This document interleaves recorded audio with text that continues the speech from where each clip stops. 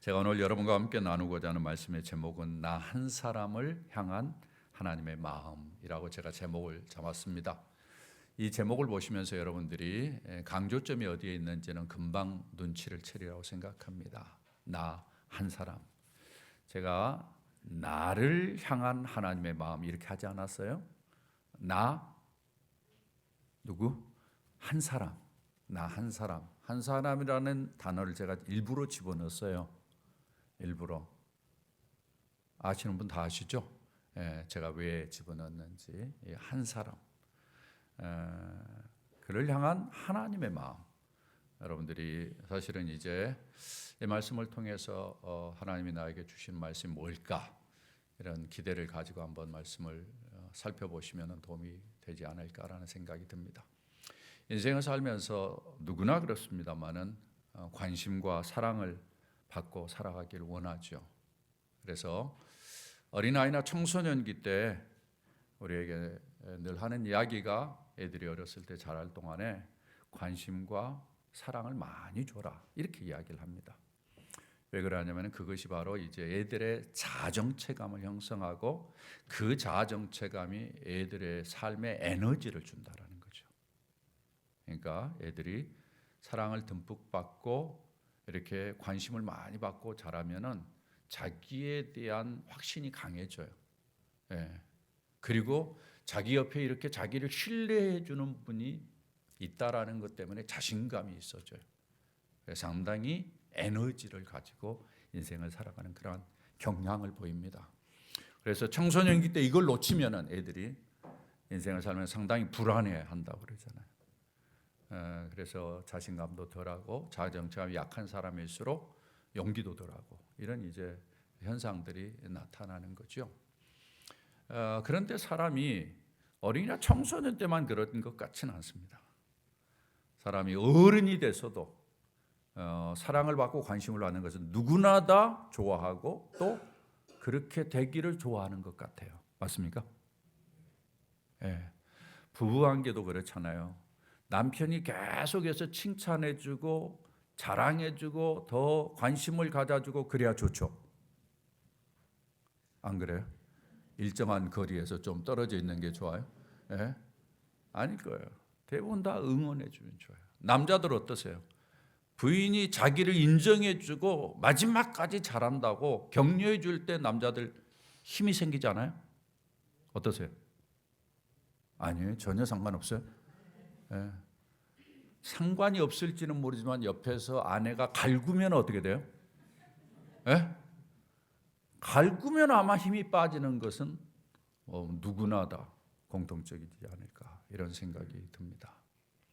이 말은 무슨 말인가 하니 사랑과 관심이 인생에 에너지를 주고 인생에 힘을 주고 그것이 있을 때 인생을 훨씬 더 부유하게 만들고 그렇지 않았을 때는 인생을 어떤 면에서는 가난하게 만드는 그러한 요소로 작동할 수 있다는 것입니다. 오늘 말씀은 바로 이 부분을 이야기를 하고 있습니다. 오늘 말씀의 강조점은 하나님이 나에 대해서 얼마나 집중하시는지, 얼마나 하나님이 나에 대해서 최선을 다하는지를 오롯이 전해주는 그러한 내용을 담고 있어요.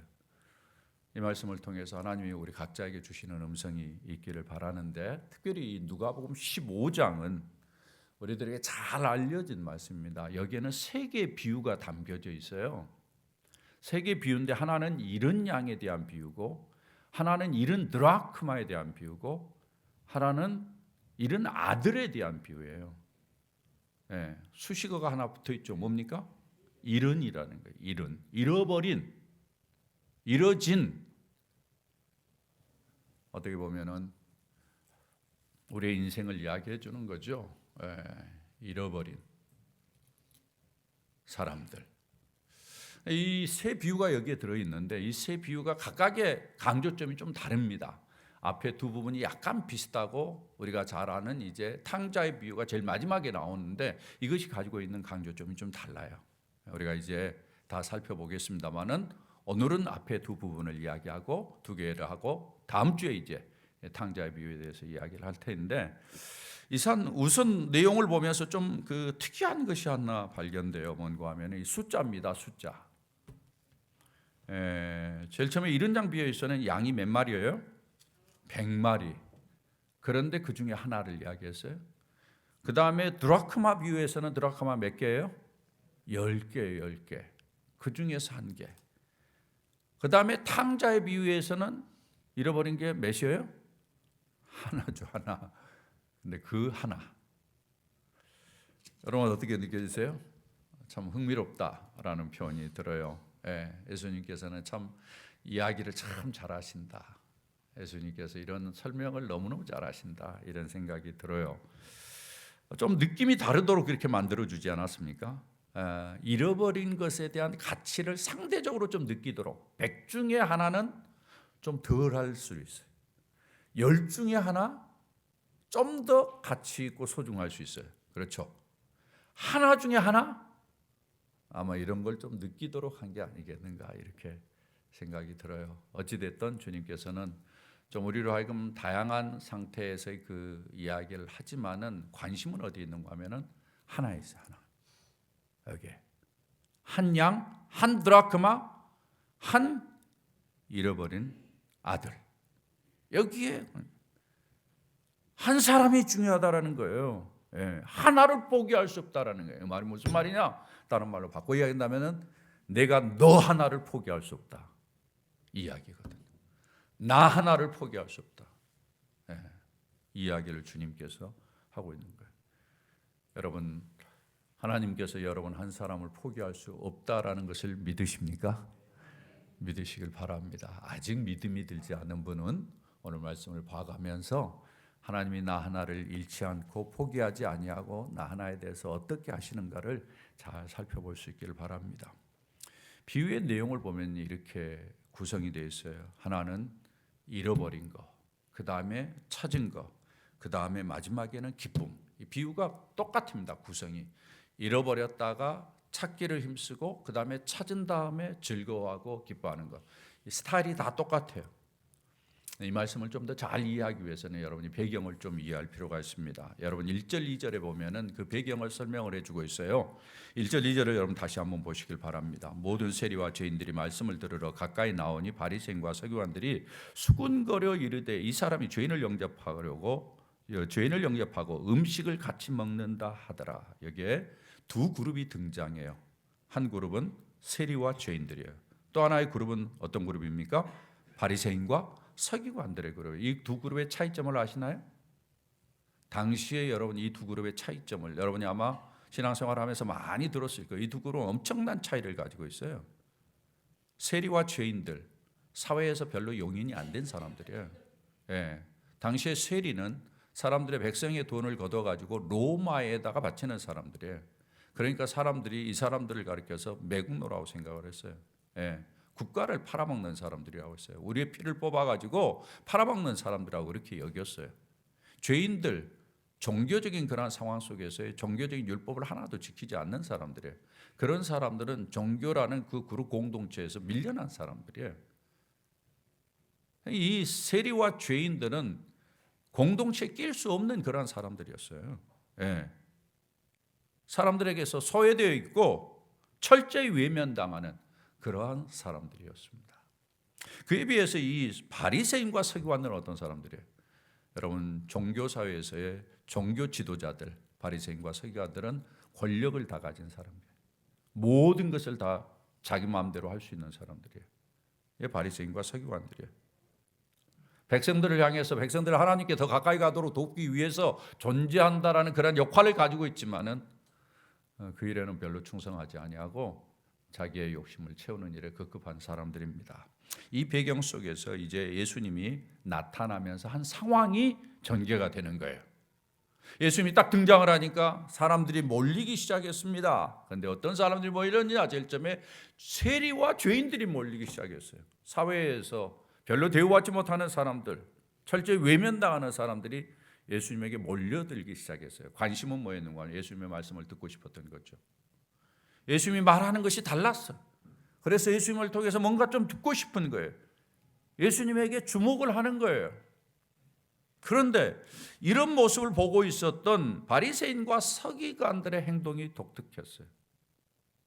성경에 뭐라고 이야기를 하는 거냐면 이 사람이 죄인을 영접하고 음식을 같이 먹는다라고 이야기를 해요. 이 사람이 죄인을 영접하고 세리와 죄인들을 죄인이라고 정의를 하고 그들과 음식을 같이 먹는 것에 대해서 시비를 걸었어요. 여러분 이런 모습 보면서 어떤 생각이 드세요? 네?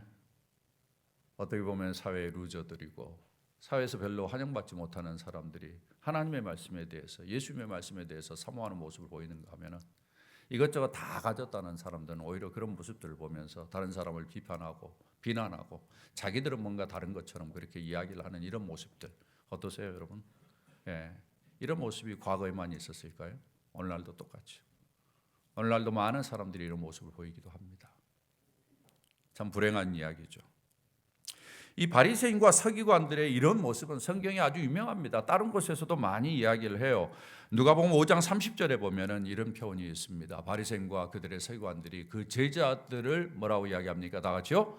비방하여 이르되 너희가 어찌하여 세리와 죄인과 함께 먹고 마시나? 예수님의 제자들이 세리와 죄인들과 함께 먹는 것을 인해서 그들이 비판하던 내용이 누가복음 앞부분에서 나와요. 이 내용들을 보면은 이 사람들은 자기들이 뭔가 좀 다르다고 특별하다고 생각하며 사람들의 행동을 비방하고 비웃고 우습게 여기고 경멸하듯이 그렇게 처신하는 것을 우리가 볼 수 있습니다. 이런 모습들을 보면서 인생을 살면서 제발 이런 모습으로 인생을 살지 않아야 되겠다라는 생각을 해보게 되죠. 똑같은 인생을 살면서도 비방하고 다른 사람들의 행동을 경멸하듯이 인생을 사는 것처럼 불행한 것이 없다 이렇게 생각을 합니다.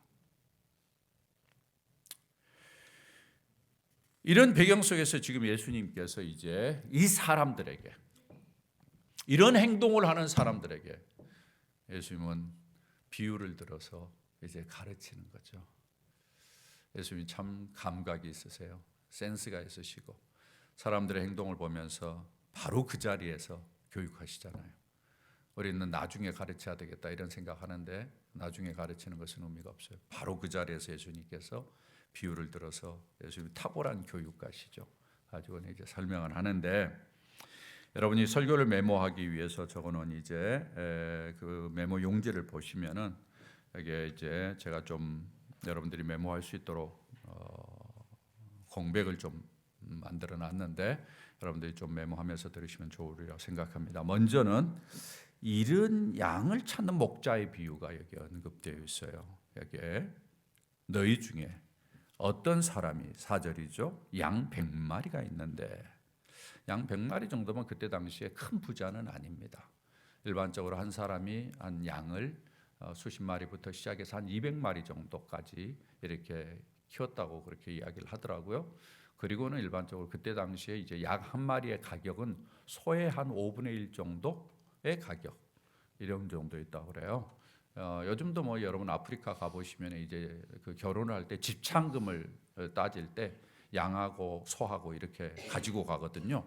양하고 소하고 가지고 가는데 소 한 마리, 그다음 양이 뭐 한 20마리 이런 식으로 이렇게 가지고 가는 그런 모습들이 보이곤 하는데 아마 그런 이제 모습으로 봤을 때 이 사람에게 있어서 양 100마리는 그렇게 뭐 많고 뭐 이러지는 않아요. 네. 근데 그 중에 하나를 잃으면 한 마리를 잃어버린 거예요. 양이 많은 사람에게 있어서는 이 한 마리는 별것이 아닐 수도 있죠. 양이 10,000마리 정도 된다. 한 마리 별거 아닐 수 있어요. 100마리에서 한 마리는 무시할 수 없는 한 마리일 수도 있죠. 뭐 느낌에 따라 다를 수도 있지만은 이 사람에게 있어서의 이 한 마리는 너무너무 소중했어요. 너무너무 소중했어요. 가치로 따진다면 그렇게 큰 가치는 아닐지도 모르겠어요. 그러나 이 사람은 아주 소중하게 여겼어요. 아마 그동안에 이 양이 태어나가지고 그동안 어떤 면에서는 우리가 성경에서 본 것처럼 정이 많이 들었을 수도 있을 거예요. 어려서부터 태어나가지고 걔한테 이름도 붙여주고 선한 목자가 되어가지고 목자가 잘 돌보면서 아침 저녁으로 나가며 들르며 이런 모습들을 봐왔기 때문에 아마 정이 들었는지도 모르죠. 한 마리 없어져서 그 이름을 기억하는 거죠. 이름을 기억하는 입장에서의 그 주인이 그 한 마리를 소홀히할 수 있을까? 소홀히할 수 없는 거죠. 예.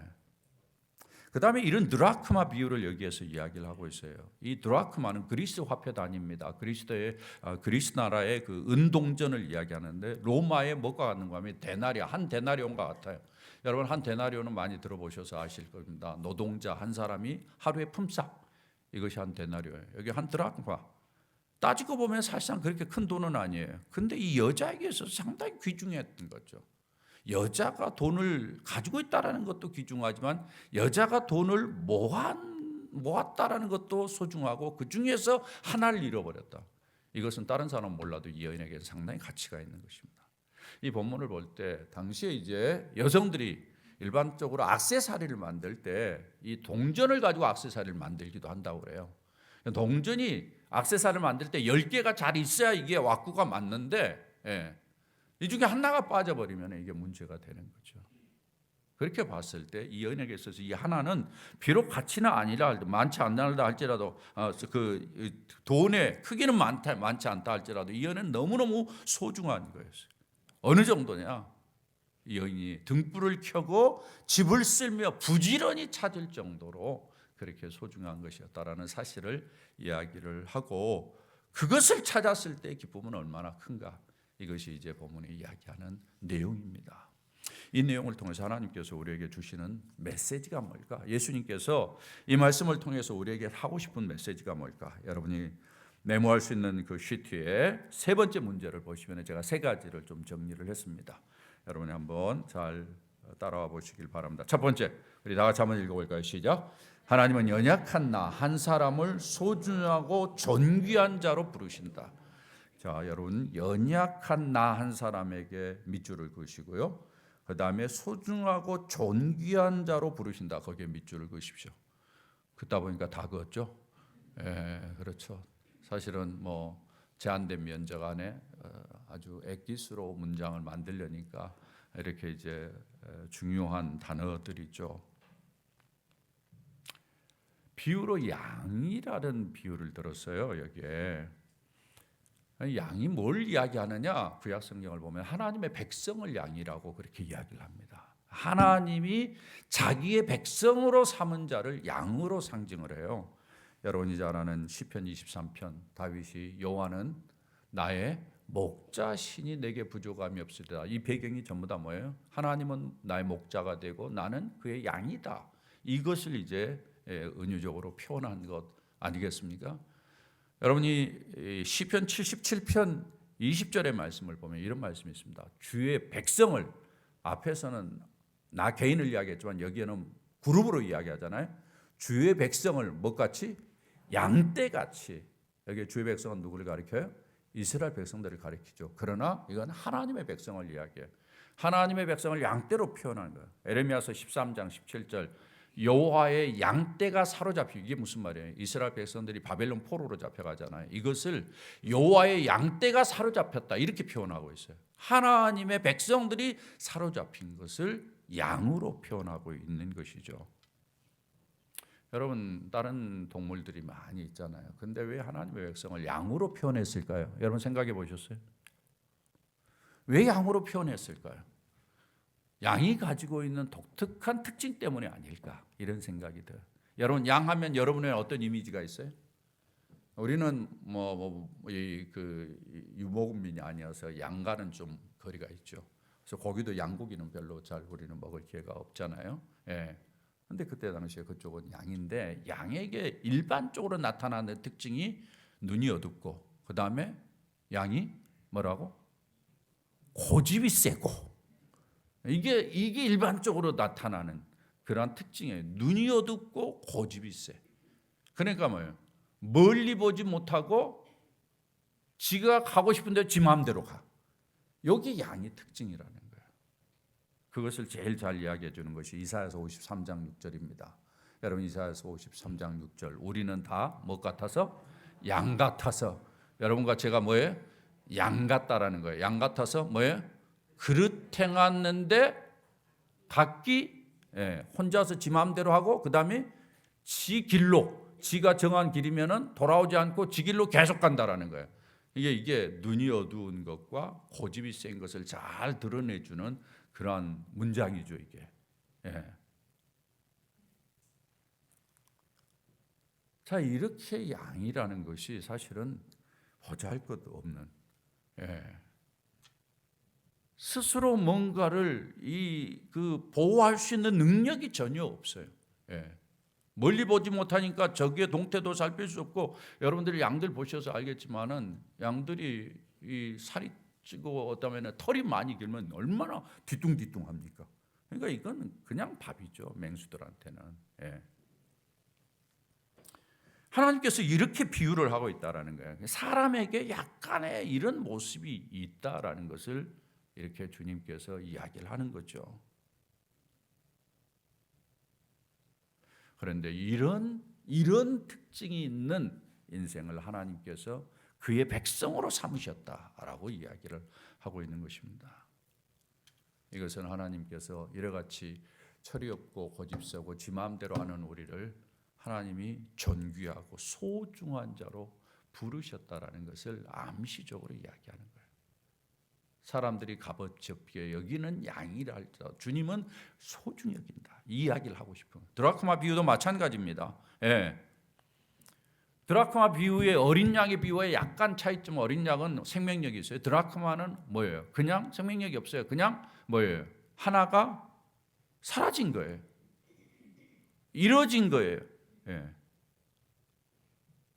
그냥 없어진 거예요. 그런데 드라크마를 볼 때 그 돈의 양으로는 크지 않아요.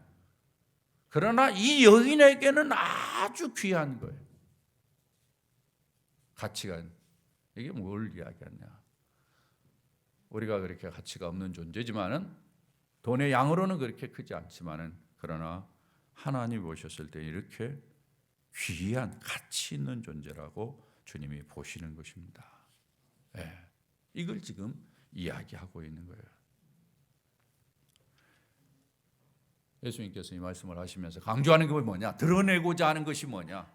비록 양과 같이 보잘것없고 한 드라크마 같이 소홀히 여겨질 수밖에 없는 그러한 존재라 할지라도 너희는 내가 선택했어. 나의 백성이야. 너희 한 사람은 소중한 거야. 내가 너를 존귀한 자로 불렀어. 이 이야기를 하고 싶은 거죠. 사랑하는 여러분, 우리는 연약합니다. 보잘것없습니다. 어떻게 보면은 우리가 스스로 생각할 때도 내 성질도 못된 그러한 사람같이 스스로 느껴질 때도 있습니다. 가치를 따져도 내가 그렇게 가치 있나? 이렇게 느껴질 때도 있어요. 예. 뭐 잊혀진다 할지라도 아무도 주의가 이루지 않는 그런 사람일 수도 있습니다. 그러나 사랑하는 여러분, 하나님은 우리를 존귀한 자로 소중하게 보는 것을 믿으시기를 주의 이름으로 부탁을 드립니다. 어느 정도로 소중하게 보느냐?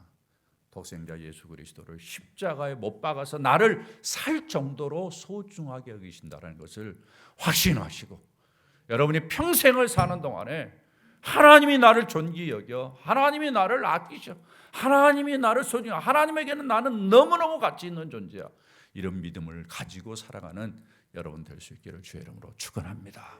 왜냐하면 사탄이 이걸 방해해요. 사탄이 계속해서 이걸 무너뜨려요. 우리로 하여금 사탄의 제일 큰 유혹이 뭐냐? 너는 쓰잘데없어. 너는 가치가 없어. 너는 별거 아니야. 너는 아무도 주목하지 않아. 자꾸 사탄이 우리에게 이렇게 미혹하면서 우리로 하여금 하나님과의 관계가 이렇게 돈독한데 나를 자꾸 하나님에서 멀어지게 만들어 놓는다라는 거예요. 이런 미혹에 넘어지지 않기를 부탁합니다. 두 번째입니다. 다 같이 한번 읽어봅니다. 시작. 하나님은 나 한 사람에게 최선을 다한다. 하나님은 나를 존귀하게 여길 뿐만 아니라 한 사람에게 최선을 다한다. 여러분, 어린 양 비유에서 강조되는 표현들이 있습니다. 4절을 보십시오. 뭐라고 이야기합니까? 중반절부터 그 중에 하나를 잃으면 9마리를 들에 두고 그 잃은 것을 뭐라고 이야기해요? 다 같이요? 찾아 내기까지 찾아다니지 아니하겠느냐. 여러분, 찾아내기까지 찾아다닌다라는 단어의 의미를 여러분 느낄 수 있을 거예요. 예. 그 열정을 느낄 수 있을 거예요. 예. 그 애정을 느낄 수 있을 거예요. 예. 주님이 그렇게 한다라는 거예요. 하나도 잃지 않겠다라는 거예요. 예. 이루어지도록 내버려 두지 않겠다라는 거예요. 열심을 다해서 최선을 다해서 찾고 돌본다라는 의지를 이렇게 표현하고 있습니다. 사실 양들이 목자가 아무리 잘 돌봐도 길을 잃은 양들이 있을 수 있어요. 그렇잖아요.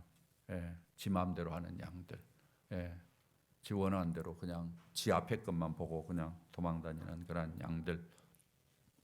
이스라엘 백성들이 그랬어요. 사실은 이스라엘 백성들이 계속해서 하나님의 백성으로 살기로 하나님께서 그렇게 요청했음에도 불구하고 자기 마음대로 행하는 거예요. 그리고 길을 잃어버려요. 에레미야서 10장 21절에 보면은 이렇게 표현합니다. 목자들은 어리석어서 여호와를 찾지 아니하므로 형통하지 못하며 그 모든 양떼는 어떻게 됐다? 흩어졌다다. 이스라엘 백성들이 자기 마음대로, 특별히 지도자들이 제대로 못해가지고 양떼가 흩어지게 만드는, 이건 뭐예요? 다 맹수의 밥이 되는 거죠. 그러나 하나님께서는 이 이스라엘 백성들을 버리지 않았어요. 최선을 다했어요. 선지자들을 보내고 때론 매질을 해가면서까지라도 저들이 놓치지 않으려고 주님께서 최선을 다하는 것을 우리는 성경을 통해서 많이 보게 됩니다. 이 말씀은 우리들에게 상당히 중요한 통찰력을 줘요.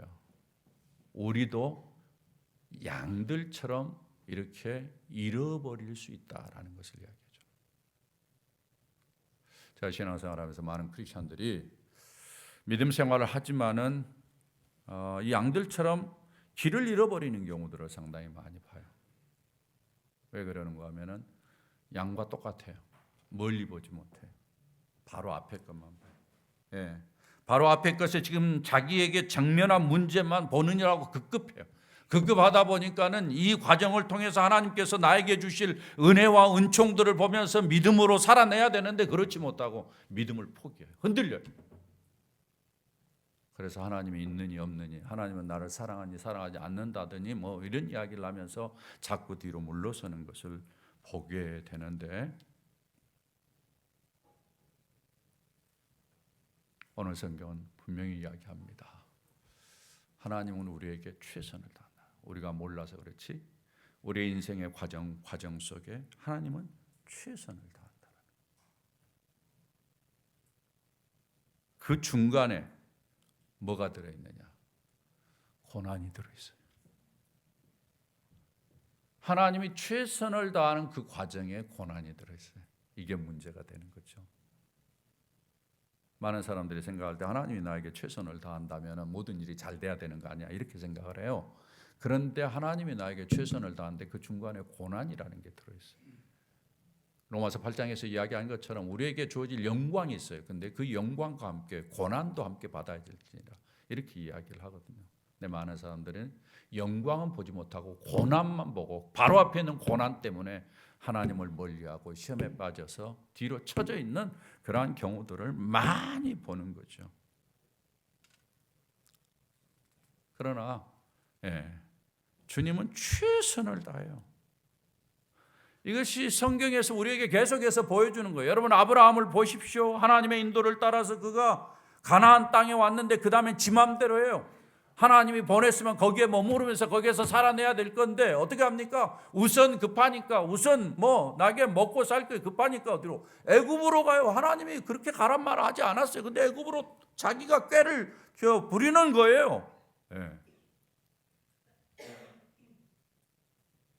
하나님은 그럼에도 불구하고 아브라함을 놓치지 않습니다. 하나님께서 아브라함을 이끌어요. 롯도 마찬가지죠. 여러분이 성경에 보는 베드로도 마찬가지죠. 그렇게 멋있는 신앙생활, 신앙 고백을 했음에도 불구하고 그가 예수님을 모른다고 배반하지 않습니까? 그럼에도 불구하고 주님은 놓치지 않아요. 놓치지 않아요. 하나님 최선을 다하는 거예요. 이게 성경의 전체적인 사상이에요. 우리가 새벽기도회 때 누가복음을 봅니다만 거기에 군대 귀신 만난 사람, 거라사인 지방에서 군대 귀신을 들린 사람을 주님께서 귀신을 쫓아내는 것을 봐요. 그때 보세요, 여러분. 그 군대 귀신 들린 한 사람을 주님께서 살려내기 위해서, 그 한 사람을 살려내기 위해서 갈릴리 바다를 건너가셨어요. 성경에 보면은 갈릴리 호수를 건너가셔서 갈릴리 호수가 적지 않습니다. 몇 시간 걸리는 거예요, 옛날에. 예, 거기에 바람이 많아요. 거기를 건너가셔서 그 사람 딱 하나 고치고 다시 돌아오셔서 성경을 보면 그래요. 그렇게 한 사람을 주님이 놓치지 않는 것을 우리는 봅니다. 하나님에게는 한 영혼이 있어. 그 한 영혼에 대해서 최선을 다하는 거예요. 최선을 다하는 거예요.